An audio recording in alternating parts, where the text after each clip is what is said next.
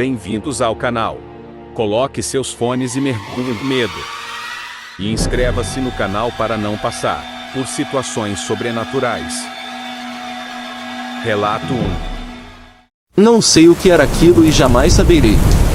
A única certeza que carrego comigo é que, seja lá o que for, nunca vou me esquecer daquela noite tão apavorante.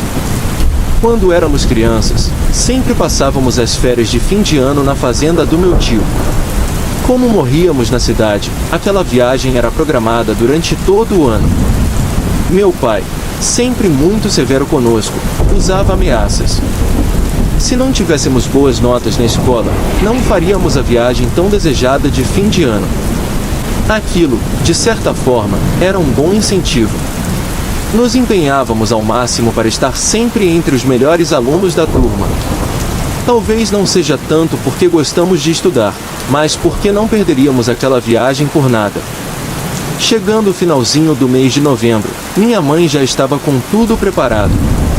Comprava todos os presentes, logo no início de dezembro, viajávamos para o interior.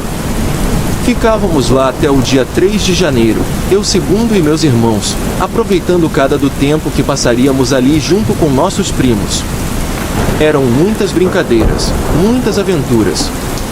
O lugar parecia um paraíso, até descobrirmos numa noite que aquilo ali não era um paraíso, e sim um lugar infernal. Na semana da viagem, ficávamos muito eufóricos. Quando saíamos, era sempre de madrugada, por volta das 4h30 da manhã. Meu pai disse que nesse horário a estrada era muito tranquila, e chegávamos cedo para aproveitar o resto da tarde com nossos parentes.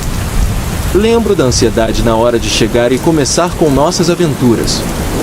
Tudo corria normalmente, brincávamos o tempo todo, comíamos deliciosas comidas, fazíamos brincadeiras sem fim. Gostávamos muito de andar a cavalo, brincar por entre os patinhos e as galinhas. No pátio da fazenda, tinha de tudo, sem contar o poço de peixes maravilhosos e um riacho onde nadávamos sem perigo algum. No final do dia, íamos até um engenho para fazer garapa, no caso, muito conhecido como caldo de cana. Eu particularmente gostava de ver quando os funcionários e meus tios faziam rapadura.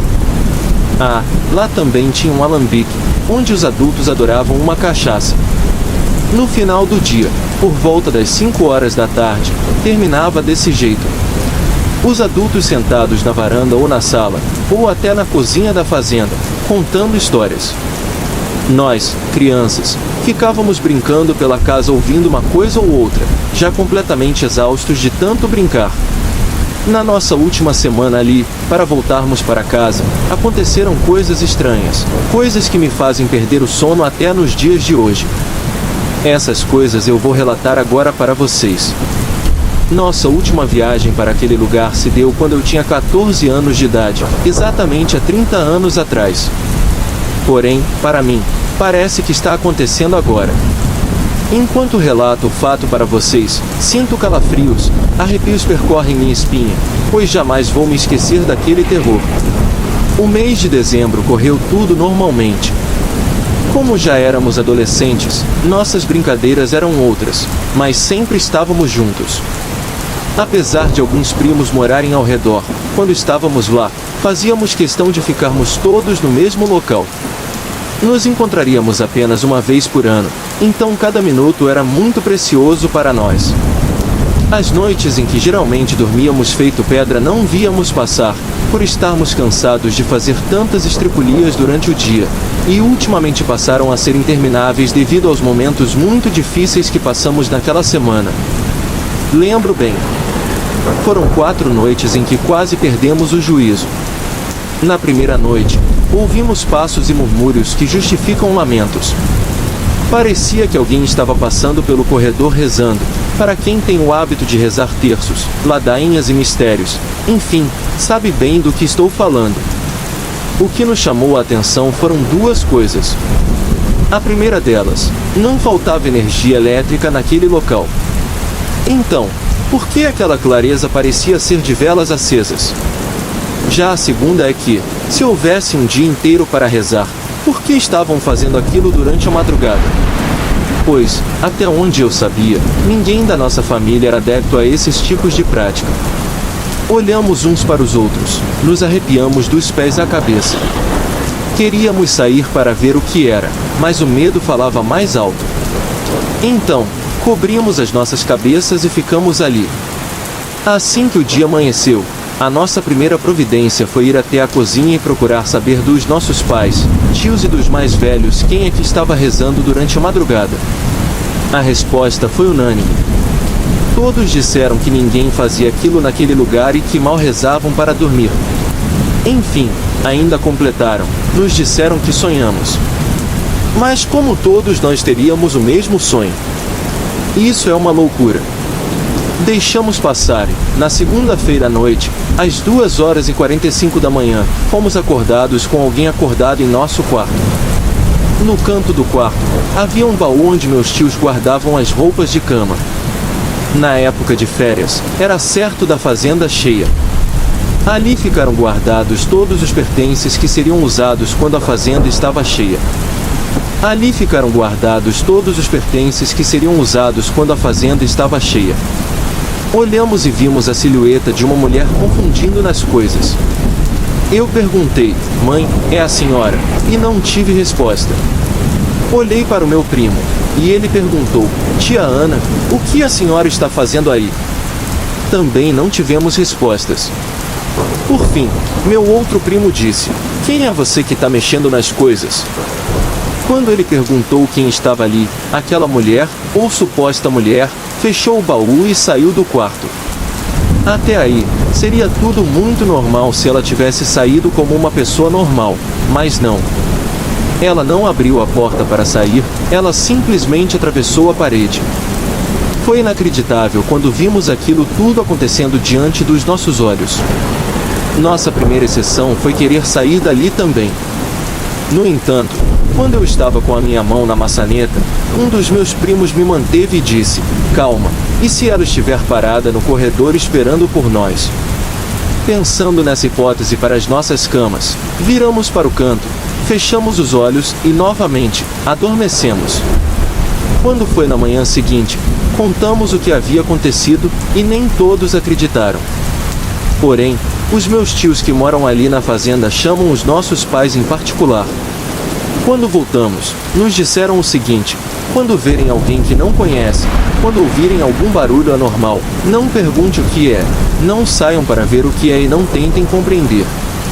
Simplesmente rezem e vão logo dormir. Não ficamos muito satisfeitos com a resposta, mas também não quisemos saber o que era. A terceira e última noite foi apavorante. Acordamos todos às 3h da madrugada, eu digo todos que estavam presentes na fazenda. Acordamos às 3 com o choro desesperador de uma mulher e os gritos de um homem. Eu não acreditei no que estava acontecendo, pois na minha cabeça aquilo era um pesadelo, um filme de terror. Foi realmente um filme de terror, um pesadelo. Porém, estávamos todos vivendo aquilo naquele momento. Saímos do quarto porque ouvimos barulhos no corredor e vozes desconhecidas. Com certo recebimento, saí junto com todos os outros. Vimos uma mulher correndo de um lado para o outro, gritando por todos os cantos. Atrás dela, havia um homem que gritava feito louco. Eu olhei aquilo incrédulo e, quando busquei o olhar da minha mãe para perguntar o que estava acontecendo, em silêncio a vi desacreditada. Meu pai amparava minha mãe e olhou para mim com um olhar que dizia, volte para o quarto agora. Mas eu não consegui sequer me mover. Olhamos uns para os outros sem entender o que estava acontecendo. Quem era aquela mulher? Quem era aquele homem? O que eles estavam fazendo ali na fazenda? Eu não conhecia a verdade de nenhum deles. Bom, era isso que eu imaginava. Fui até o cantinho buscar aconchego nos meus pais e meu pai, me segurando, falou para eu não abrir a boca. Era somente para rezar em pensamento, e tudo aquilo que fizemos. A mulher gritava, só víamos os vultos passando de um lado para o outro e o homem atrás dela, parecia bem agressivo. Ela estava chorando e gritando como se estivesse sendo agredida por ele. Aquilo durou exatamente até as 3h45 da manhã, quando tudo terminou. Ninguém teve coragem de voltar para os seus quartos, e amanhecemos o dia todos ali na sala da fazenda. mas ninguém tocou no assunto até o café da manhã. Depois da manhã daquele dia, meu tio pediu para que ficássemos todos juntos, pois ele iria contar quem eram aquelas pessoas. Antes de comprarem aquela fazenda, ela pertencia a um senhor, um coronel que morava por ali, assim ele era conhecido. Todos diziam que ele era um homem muito bom. Tinha apenas um filho, que, infelizmente, acabou morrendo em um trágico acidente numa queda do cavalo. As pessoas mais antigas dizem que o filho dele, ao cair do cavalo, caiu sobre o próprio pescoço, assim o quebrando e tendo uma morte instantânea no local, sem ao menos ter tido tempo de ser socorrido. Já o pai, até então um homem muito amável, começou a ficar nervoso e agressivo.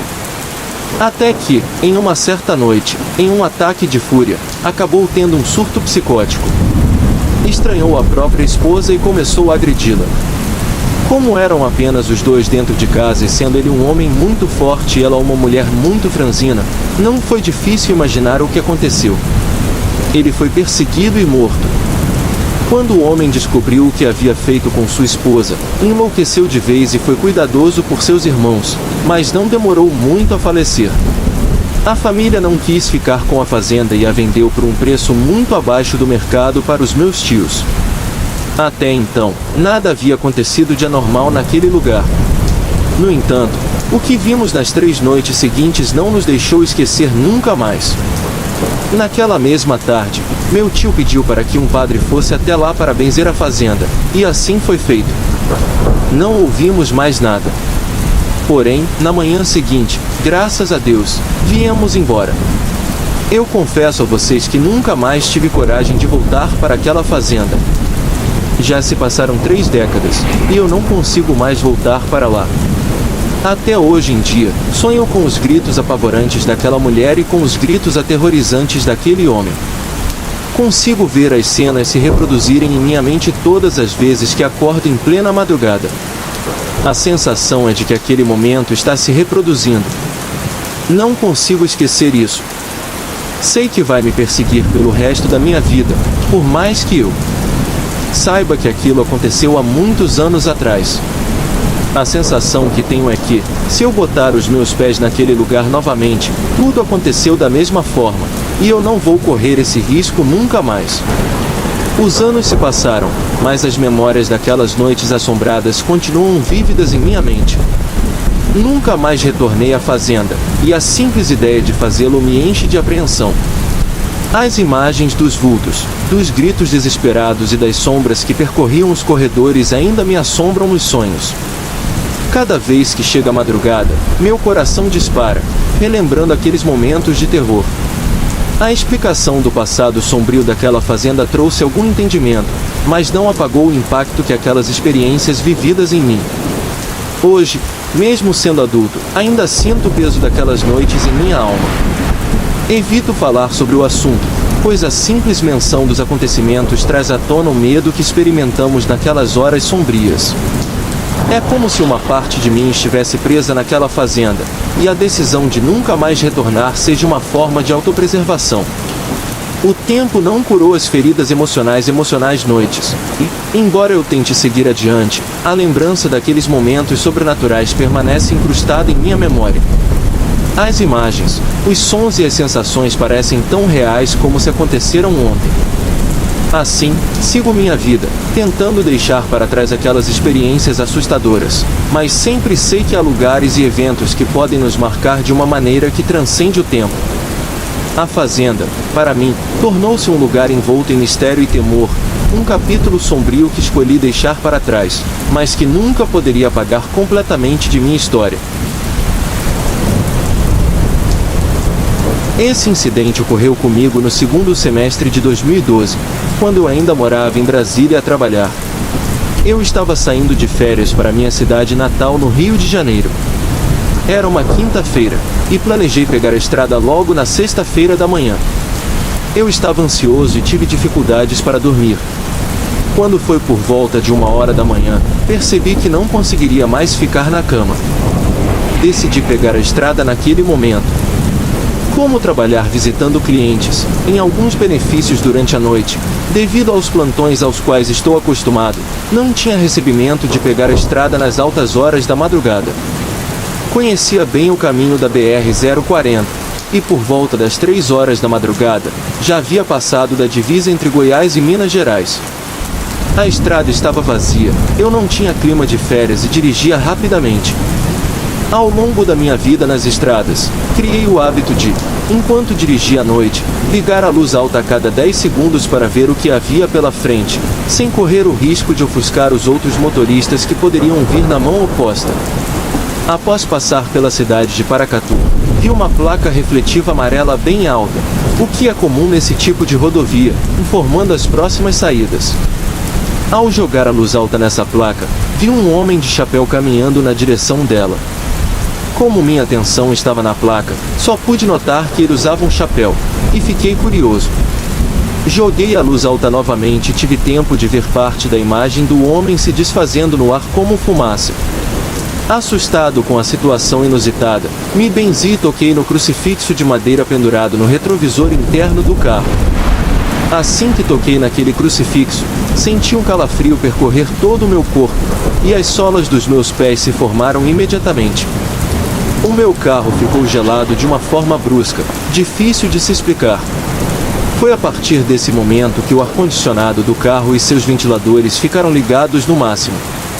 Um detalhe importante nesse relato foi que, nesse momento, lembrei de todas as histórias de assombrações que eu cresci ouvindo da minha mãe, que cresceu em uma fazenda no interior de Minas.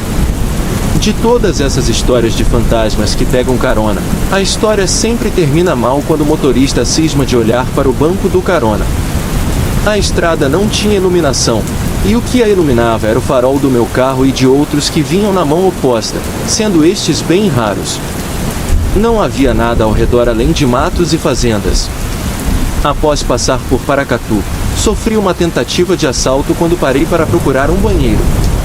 Apesar da sensação de liberdade e tranquilidade ao viajar sozinho de madrugada, era bem perigoso.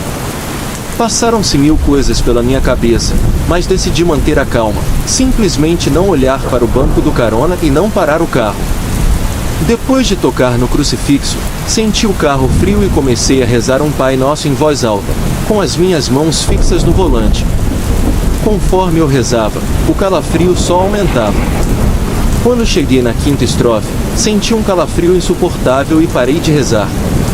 Seja lá o que estive comigo, não gostei da oração, e a última coisa que eu queria era ter uma entidade hostil na estrada deserta. Pensei comigo e decidi não olhar no retrovisor, virando para o teto do carro para não ser surpreendido por uma visão no banco de trás. O carro estava muito frio, mesmo com o aquecedor no máximo. A posição das saídas de ar faz o ar percorrer pelos meus braços e terminar no meu peito, o que deixa confortável e refrescante devido ao calor do cerrado. O calor do ar quente nos dedos da minha mão não incomodava, mas o resto do corpo sentia tanto frio que era insuportável. Reduzir a potência do aquecedor não era uma opção. Não parei de dirigir e não olhei para o banco do carona até o sol nascer. Com o aquecedor ligado da mesma forma, constatei o seguinte: não havia nenhuma posição nem fluxo de ar que pudesse direcionar o ar, nem frio nem quente, para o dorso da minha mão enquanto ela estava sobre o câmbio. A temperatura com o carro fechado e o aquecedor no máximo era bem suportável, tanto que acabei queimando os dedos que funcionaram praticamente em cima da saída de ar. Repeti o ato de coçar o pescoço e não encontrei posição na qual o fluxo de ar fez com que os pelos do meu braço se mexessem. Tentei por 10 minutos e toquei no banco da mesma forma que havia feito na madrugada. O banco estava quente no local, e o ar do aquecedor chegava com força no meu braço. Eu fui bastante suave, o carro estava muito quente. Não houve uma mudança climática durante a madrugada que justificasse tamanho frio, ainda mais de forma brusca, já que o céu estava limpo tanto de noite quanto de manhã, quando o sol havia acabado de nascer. A primeira vez que tive coragem de olhar para o banco do carona foi quando parei em uma lanchonete à beira da estrada, logo após ter tomado meu café. O resto da viagem foi bem tranquilo. Graças a Deus, voltei a passar por aquele trecho em outros 2 benefícios, tanto durante o dia. Voltando de férias em minha mudança definitiva. Não tive mais nenhuma experiência semelhante. Esse foi o meu relato. E se alguém já passou por algo assim nas estradas, deixe aqui nos comentários. Boa noite a todos.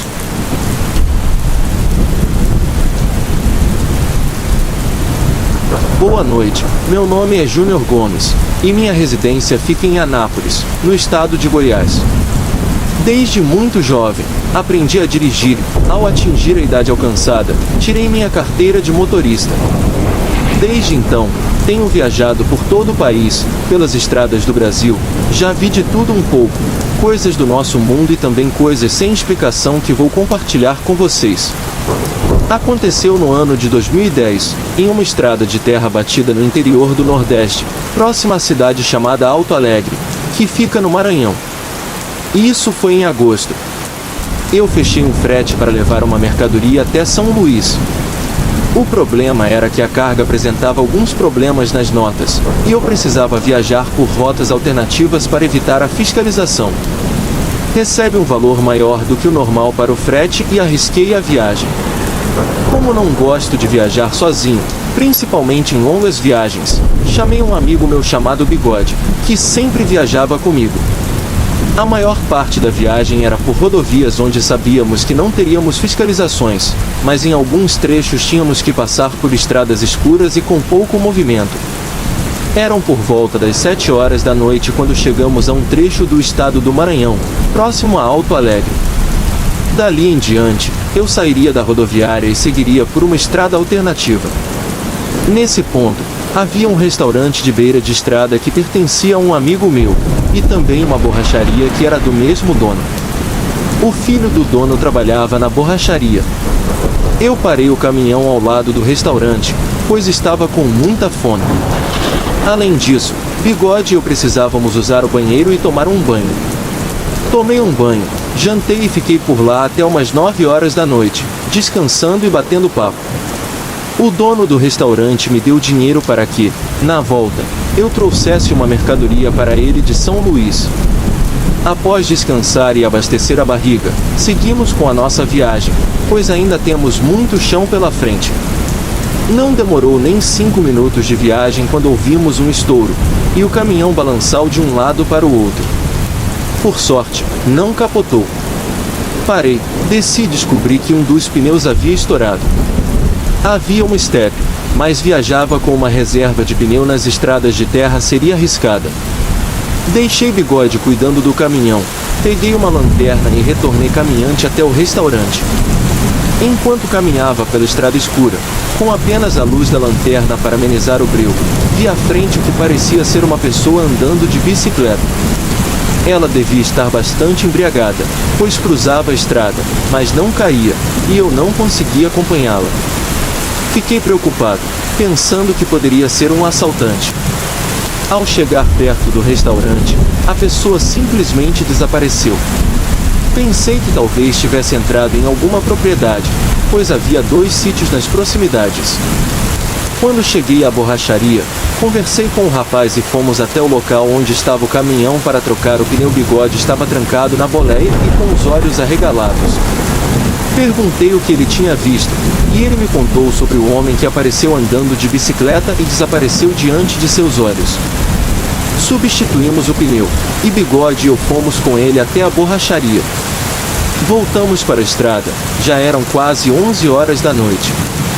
Paguei o rapaz pelo serviço, e continuei com minha viagem. Estava cansado e pedi para Bigode dirigir um pouco.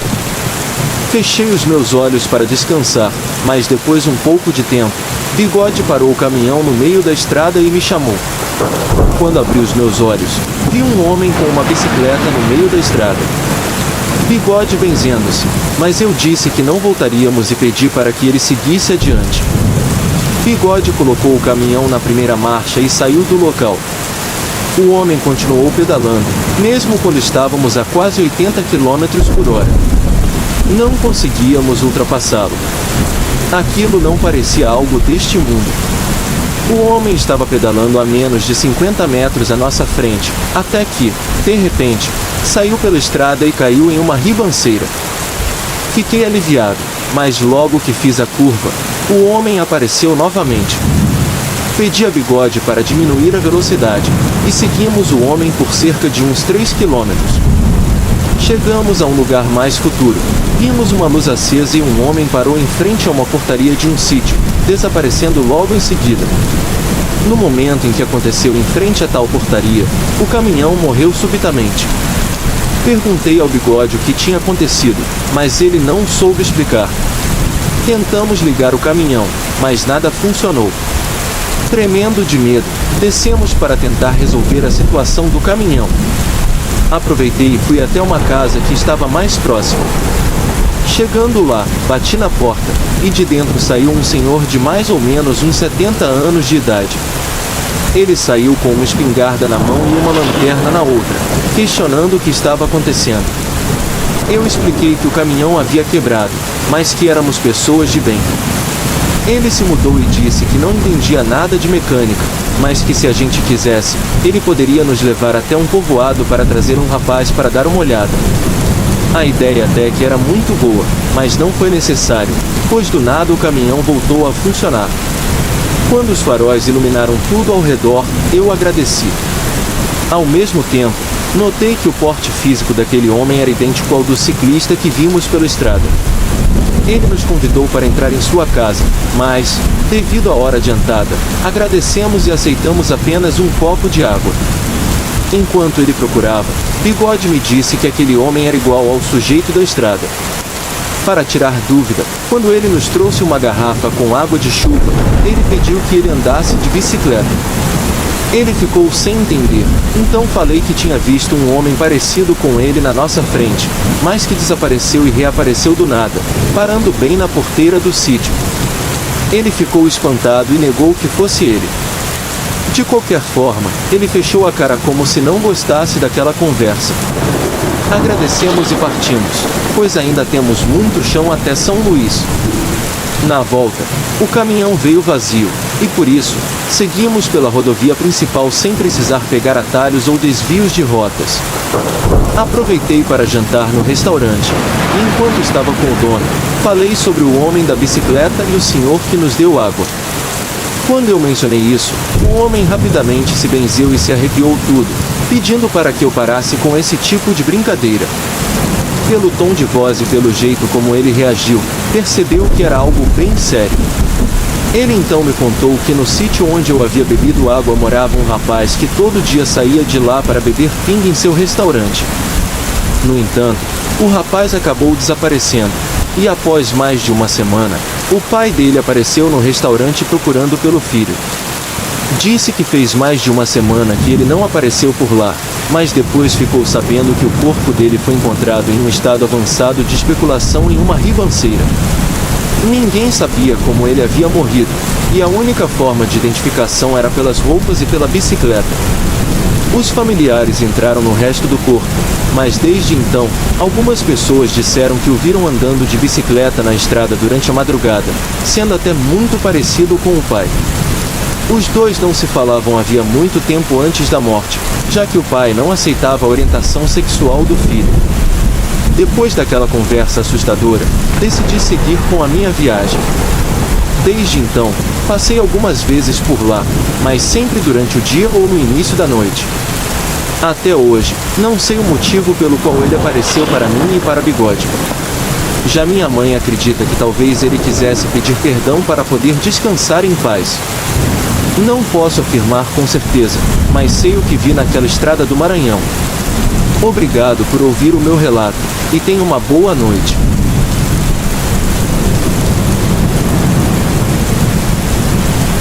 Aos meus 18 anos, eu era muito imaturo e ingênuo, um tanto babaca quando estava na estrada, buzinando sempre que ficava impaciente, quase atropelando as pessoas no meio da rua. Olhando para trás, agora vejo que era muito estúpido. Se algum dia eu tiver filhos, com certeza será o mais rigoroso com eles em relação à direção. Eu imaginei que dirigia muito para alguém da minha idade, e isso subiu à minha cabeça. Não importava o dia da semana, o trânsito sempre ficava terrível quando eu me aproximava de casa. Ao sair da escola, dirigia para minha casa durante a noite, transformando uma viagem de 1 hora em 30 minutos. Era o início das férias de inverno, já que o semestre havia acabado, e todos os meus amigos tinham ido para suas casas. No mesmo dia, prefiro esperar para sair mais tarde da noite, pois não suporto o trânsito tumultuado. Nessa época, costumava dirigir o Mazda de maneira agressiva. Admito que era conhecido por deixar o tanque praticamente vazio, e as pessoas sempre comentavam quando estavam no carro comigo. Eu sempre garanto que o carro ainda teria pelo menos 30 milhas para percorrer mesmo depois do ponteiro atingir a reserva, e para eles, isso era uma loucura. Voltamos para o apartamento deles por volta das 2 horas da manhã. Depois de pegar comida, dormir no sofá, o próximo dia teria sido quase a mesma coisa, mas o Andrew e sua namorada tiveram problemas durante todo o dia. À medida que meus dois ficaram mais bêbados, ela começou a gritar com ele na frente, deixando o clima realmente desconfortável. Eu não tinha bebido muito naquele dia, porque já estava bem seguro sobre ter que passar a noite na casa dele com ela junto. Então, pensei direitinho e decidi que iria voltar para minha casa. Me despedi e comecei minha jornada de volta já tarde da noite, por volta da meia-noite ou um pouco mais. No entanto, esta saída estava escura, sem postes de luz, apenas com bosques de ambos os lados. Eu estava com medo de diminuir a velocidade, pois não sabia se teria gasolina suficiente para encontrar algum posto próximo. Passei pelo sinal de pare, e no final da rampa, fiz uma curva acentuada na estrada que me levou para outra estrada, também escura e cercada por bosques. Estava ferrado. O carro parou de repente, o motor morreu, e as coisas só pioraram quando peguei meu telefone e vi que não tinha sinal. T-Mobile, com o pior sinal possível para quem está longe de uma cidade grande.